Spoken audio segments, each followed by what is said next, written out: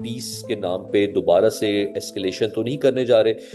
अंदर जो है पाकिस्तान के लिए बड़ी क्रिटिकल सिचुएशन है इस वक्त, क्योंकि आपने अपने आप को फंसा लिया हुआ है एक मिडिल ईस्ट प्रॉब्लम में। 15 साल में आपने जो जो चीजें आपने लर्न की, सीखी, जो कहा कि हम तौबा कर लीजिए चीजों से, 2023-24 में आके आपने वही चीजें दोबारा कर रहे हैं। आप जियो पॉलिटिक्स खेल रहे हैं, इसमें चाइना को भी आपने थोड़ा पिस ऑफ किया हुआ है। आपने सऊदी अरब और यूएई वगैरह के अंदर, यूएई के अंदर भी पंगा डाल लिया है। ईरान के साथ भी देखिए, ईरान भी आपको पूरी तरह से ट्रस्ट नहीं करता। दूसरी, आपने एमडीए साइन किया, mutual defence agreement with Saudi Arabia, थोड़ा सा अर्सा पहले उससे। और उसका टोटल एजेंडा कोई इसराइल के खिलाफ जंग नहीं है, उसका जंग है ईरान से थ्रेट के ऊपर। आपने दो एग्रीमेंट साइन किए हैं, दोनों का ताल्लुक है ईरान के साथ। आपने अपने आप को जियो पॉलिटिक्स में कर लिया इंटीग्रेट।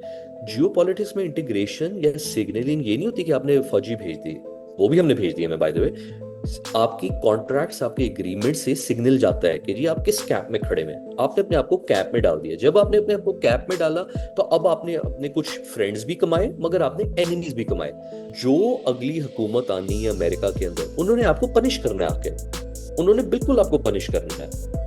वेलकम जी सियासत डॉट पी के से मैं हूं वकार बगा और इस वक्त मेरे साथ मौजूद हैं Hussain Nadeem Sahab. It's pleasure to host you, thank you very much. इस वक्त इस्लामाबाद में इस्लामाबाद टॉक्स हो रही हैं। ईरान अमेरिका इसराइल की जंग थी, उसकी मसालियत का किरदार अदा किया जा रहा है। यहाँ पर मुज़ाकरात हो रहे हैं। इस सारी डेवलपमेंट को कैसे आप देखते हैं? क्या एनालिसिस बिल्ड हुआ आपका? सो देखिए, अपफ्रंट प्रिंसिपली हर इंसान को जो है, ये जो डेवलपमेंट हो रही है, peace deal, peace negotiation Pakistan में, इस्लामाबाद में इस वक्त, उसको सपोर्ट करना चाहिए। दुनिया एक बड़े मुश्किल मरहले से गुजरी है पिछले 2022 से, आपके 2023 से खास तौर पर, जब आपने देखा गाजा के अंदर जंग हुई, उसके बाद आपने एक तरह से यूक्रेन, गाजा और हर जगह एक तरह से आग लगी हुई थी। तो ये ईरान जो एक और फ्लैश पॉइंट है, और ये बहुत से ममालिक को बहुत ज़्यादा इफेक्ट करता है। हम नोटिस कर रहे हैं ऑस्ट्रेलिया, फिलीपींस, पाकिस्तान, इंडिया, पूरी दुनिया को इसने एक तरह से अपने उसमें लिया हुआ है, कवर में लिया हुआ है। तो कोई भी इसमें जो भी आपकी पीस की कोई बात करे, या किसी एंगल से भी अगर कोई पीस डील या कोई नेगोशिएशन हो सकती है, तो उसको प्रिंसिपली एग्री करना चाहिए। प्रॉब्लम इसमें अब आ जाती है जब आप उसको थोड़ा स्क्रैच करने की कोशिश करें, और वो ये है कि देखिए, पीस डायलॉग पहले भी चल रहा था, ओमान मिडिएट करा था। जिस डायलॉग के दौरान जब सारा कुछ हो गया, तो आपके इसराइल ने और अमेरिका ने स्ट्राइक्स कर दी आपकी ईरान के ऊपर, तो वहां पे एक ट्रस्ट डेफिसिट क्रिएट हो गया। और वो बड़ा अरसा उसके बाद जो है, वो तेहरान में बॉम्बिंग्स होती रही, बच्चियां बेचारी 150 प्लस बच्चियों की डेथ हुई वहां पे, उनको मार दिया गया बॉम्बिंग से।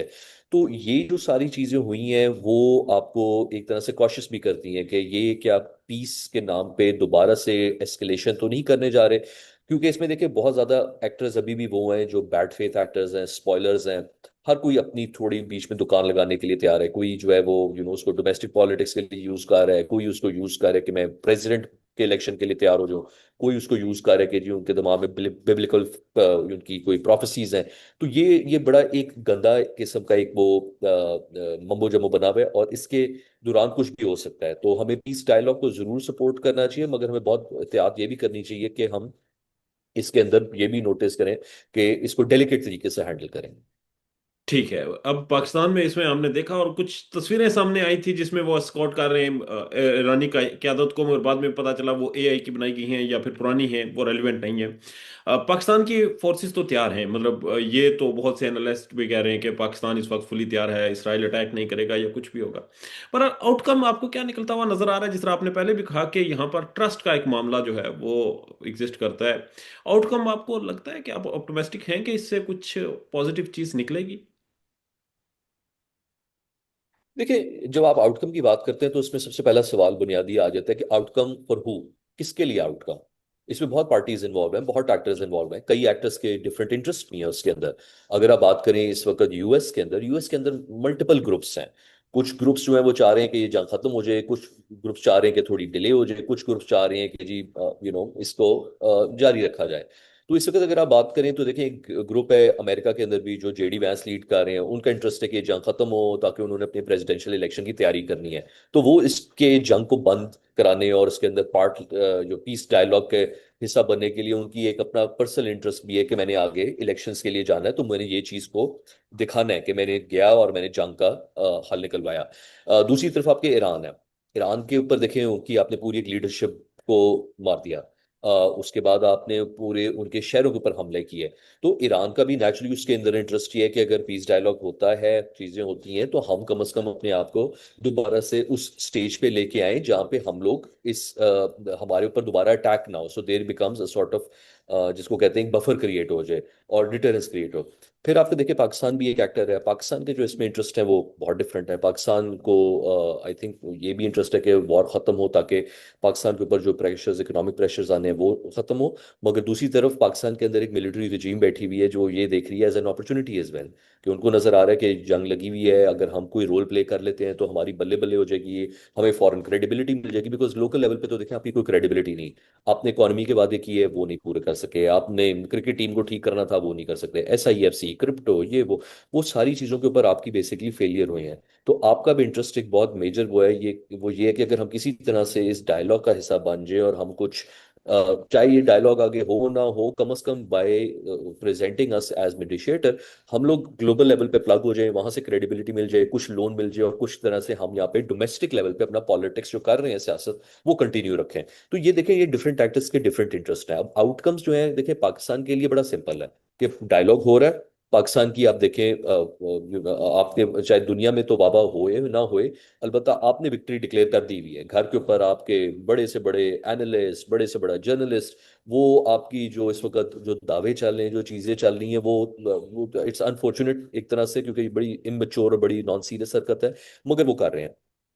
मगर देखिए, यहाँ पे एक और भी एक एलिमेंट आता है कि ये पहली बार पाकिस्तान ने नहीं किया। एग्जैक्टली। 2021 में, बहुत पुरानी बात भी नहीं, 2021 में पाकिस्तान ने अमेरिका की 20 साला जंग जो है वो खत्म की।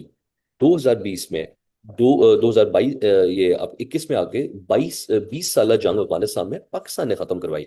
थोड़ा सा और पीछे चले जाए, 9/11 के बाद पाकिस्तान जो है वो वॉर एंड टेरर के अंदर फ्रंट लाइन स्टेट था। जनरल मुशर्रफ और जॉर्ज बुश के आपस में जो ताल्लुकात थे, वो देखने वाले ताल्लुकात थे।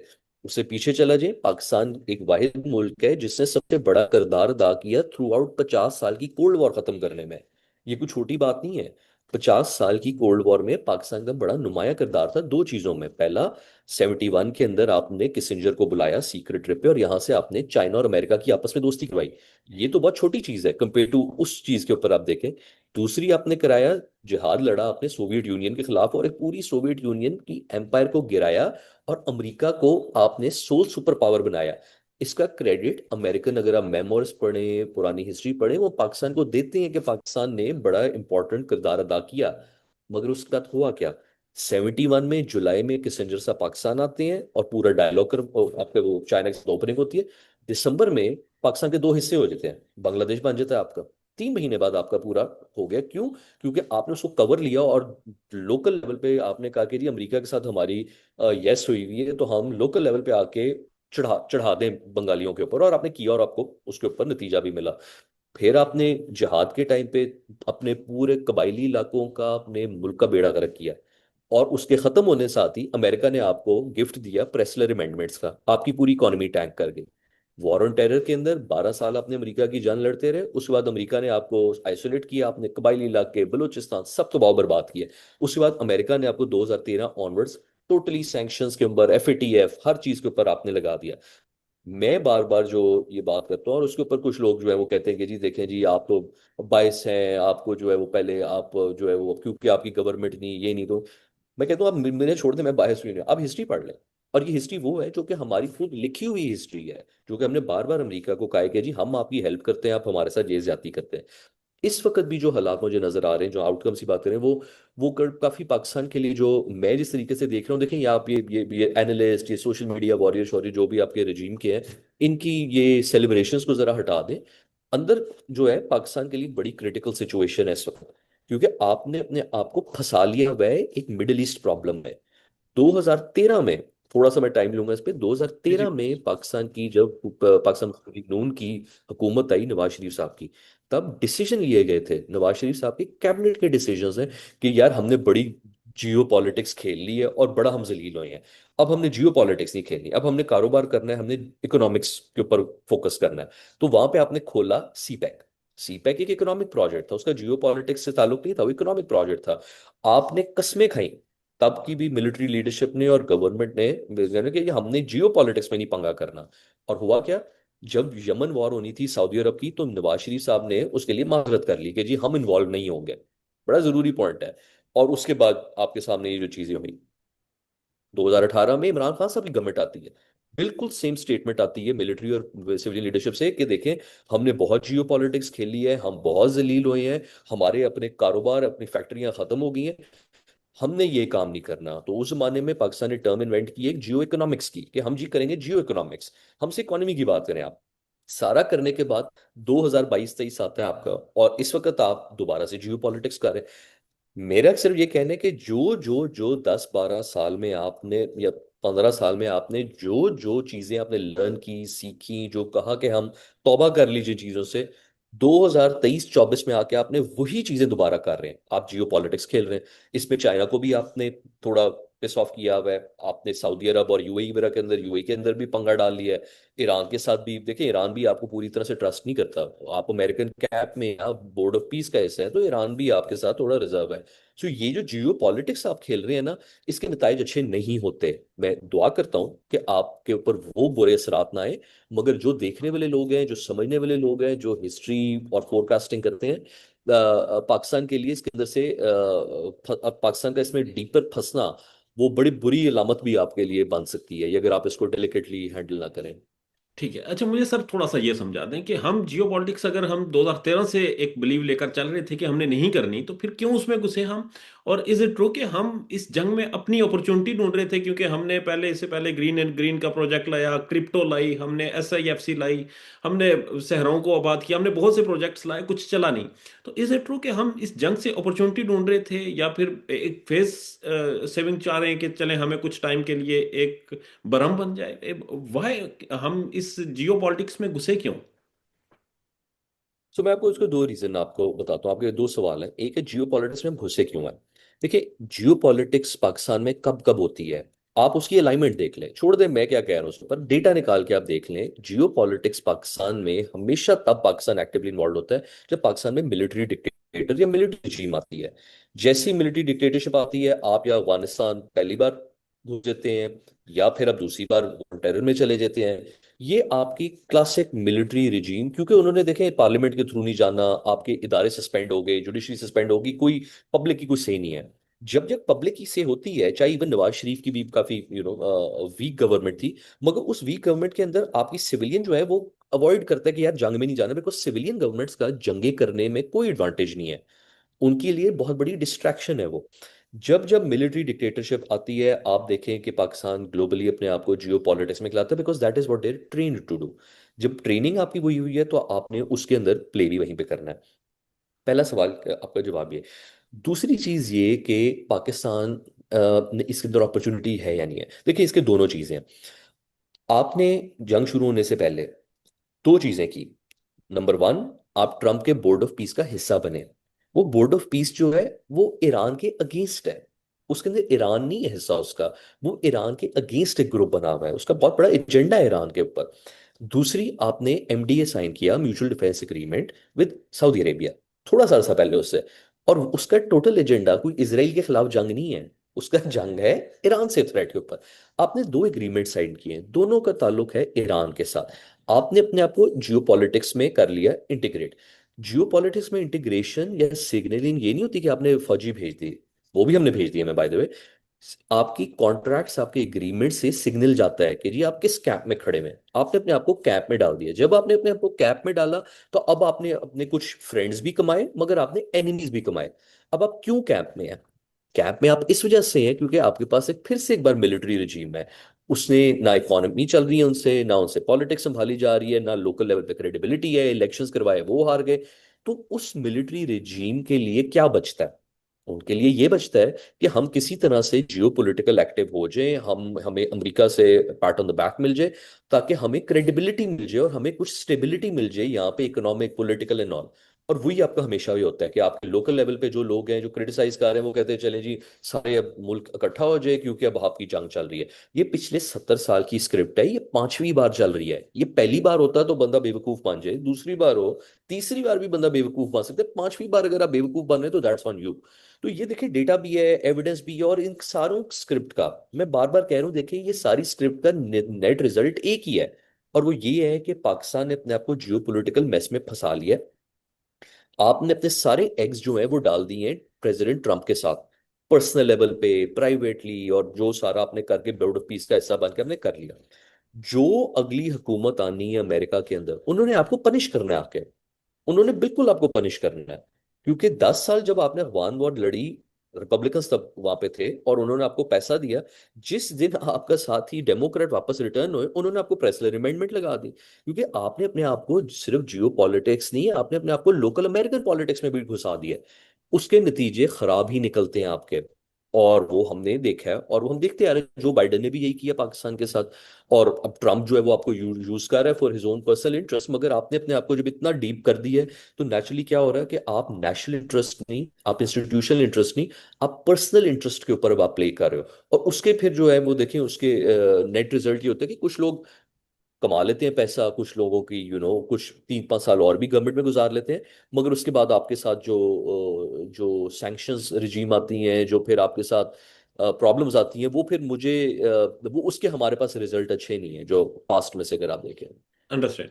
अच्छा, आपने बताया कि ये सारी बात जो है इस मौजूदा रजीम की क्रेडिबिलिटी की है, तो अगर हम इसी चीज को देखें कि क्रेडिबिलिटी की है, तो चलें वो जो पाकिस्तान के अंदर बातचीत होनी थी, जो टेबल टॉक होनी थी, पाकिस्तान के अंदर जो एक इकोनॉमिक और पॉलिटिकल क्योस है उसे खत्म करने के लिए, तो इस निज़ाम को, इस सिस्टम से, अब हमने पहले भी डिस्कस किया कि बड़े बड़े साफी जो हैं वो इसको लिख रहे हैं और बोल रहे हैं कि ये एक बहुत बड़ा पाकिस्तान के लिए हिस्टोरिकल इवेंट है, पाकिस्तान को बहुत क्रेडिबिलिटी मिल गई। तो अब क्रेडिबिलिटी तो मिल गई, अब पाकिस्तान के अंदर जो क्योस है उसको टेबल टॉक के जरिए हम हल करेंगे, उसके ऊपर बात आएंगी, या फिर हम अब इतने बड़े हो गए हैं कि अब सिर्फ हम इंटरनेशनल इवेंट्स को ही कवर करेंगे?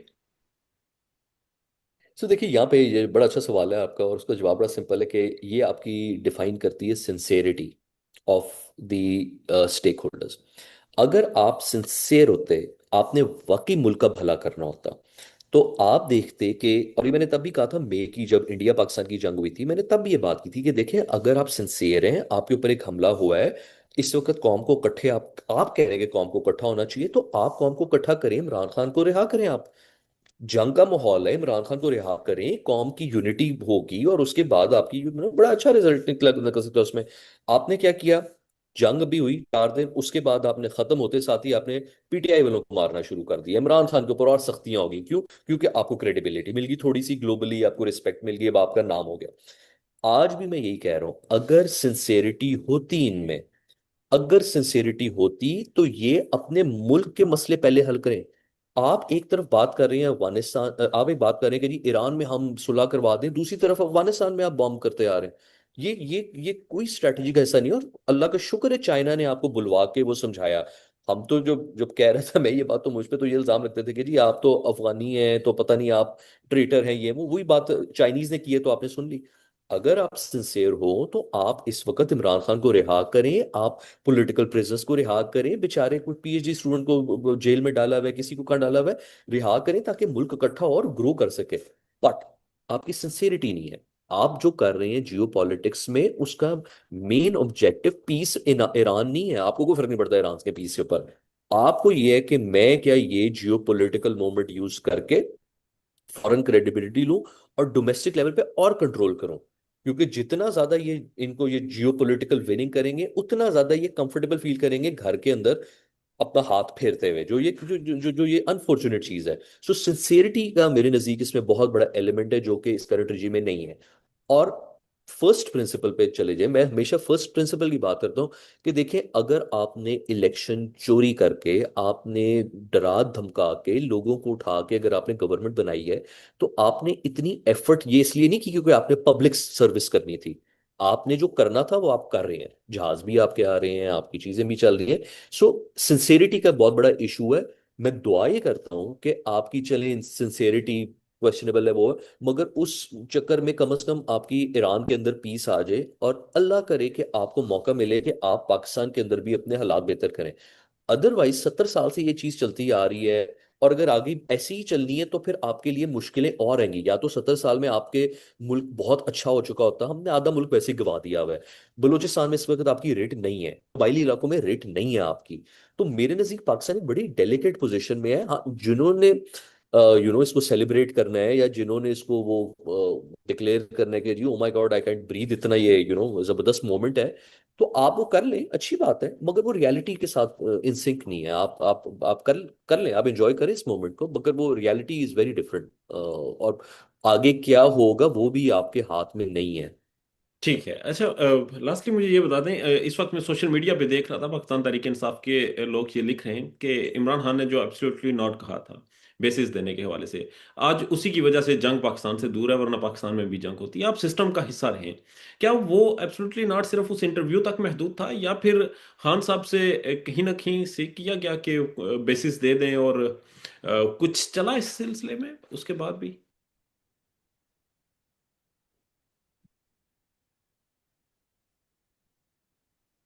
देखिए, वो पीटीआई वाले अपने आप को उसमें एडजस्ट कर रहे हैं इस वक्त के जी हमारी वजह से हम हुआ, ऐसे हुआ वैसे हुआ। मुझे नहीं लगता कि आपकी डिसीजन मेकिंग जो है वो ये सिविलियन गवर्नमेंट लेती है ऑन ऑन बेसिस। वो बेसिस जब देनी होती है तो मिलिट्री दे सकती है एट एनी गिवन पॉइंट। तो उसका ताल्लुक, हाँ ठीक है, इमरान खान ने एक वो पोजीशन, पॉलिसी पोजीशन ली, मगर वो पॉलिसी पोजीशन पाकिस्तान ने डिफरेंट एरास में ली हुई है पहले से। वो पीटीआई अपने आप को फॉर वट एवर रीजन वो अपने आप को एडजस्ट कर रहे हैं इसके अंदर, और वो किसी तरह से अपना एंगल ढूंढ रहे हैं। मगर ये कोई इतना कन्विंसिंग एंगल नहीं है कि जी इमरान खान साहब के एब्सोल्युटली नॉट की वजह से आज हम जो है, ये नहीं, इतना कन्विंसिंग नहीं है आपका ये वाला एंगल। पाकिस्तान के और रीजंस हैं कि भाई Pakistan can operate as a mid partner, और वो ये है कि आप ट्रम्प के बोर्ड ऑफ पीस का हिस्सा हैं, जिसकी वजह से आपकी ट्रम्प के साथ प्रॉक्सिमिटी है। आपने ट्रम्प को नोबेल पीस प्राइज के लिए नॉमिनेट किया हुआ, तो उनके साथ आपकी अंडरस्टैंडिंग है, आप उनके साथ कंप्लाइंट हैं। ईरान के साथ आपकी इसलिए क्योंकि ईरान के पास और कोई चैनल नहीं है आपके अलावा। आपके ईरान के पास और कोई चैनल नहीं है, वो तो जीसीसी के ऊपर और बाकी जो एलाइज थे कतर वगैरह उनके ऊपर तो ईरान ने अटैक किए हुए हैं। तो आप वाहिद चैनल बन जाते हैं ईरान के लिए जिसके साथ ईरान बातचीत कर सकता है। और ईरान का आपके ऊपर थोड़ा लेवरेज भी है एक तरह से, क्योंकि आपकी एक बहुत बड़ी शिया कम्युनिटी भी है, पॉलिटिकली भी ईरान से रिलेटेड जो है ना, एक सिंपथीज हैं पाकिस्तान में जनरली ईरान से रिलेटेड। तो वो लेवरेज है ईरान के पास आपके ऊपर, तो उसके रीजन ज्यादा उस वो हैं कि आप बातचीत कर सकते हैं। उसका ताल्लुक वो इमरान खान साहब से काम है। पीटीआई वाले भी लाइक लाइक ऐसा कि जो दूसरी साइड वाले हैं वो भी अपने जो भी जो नैरेटिव्स है वो कर रहे हैं, पीटीआई वाले भी अपने शौक से नैरेटिव्स कर लेते हैं, मगर इनमें 80% ये जो नैरेटिव्स है इनमें कोई ट्रूथ कम ही होता है। वो बस आपकी वो वाइब ज्यादा होती है उसमें।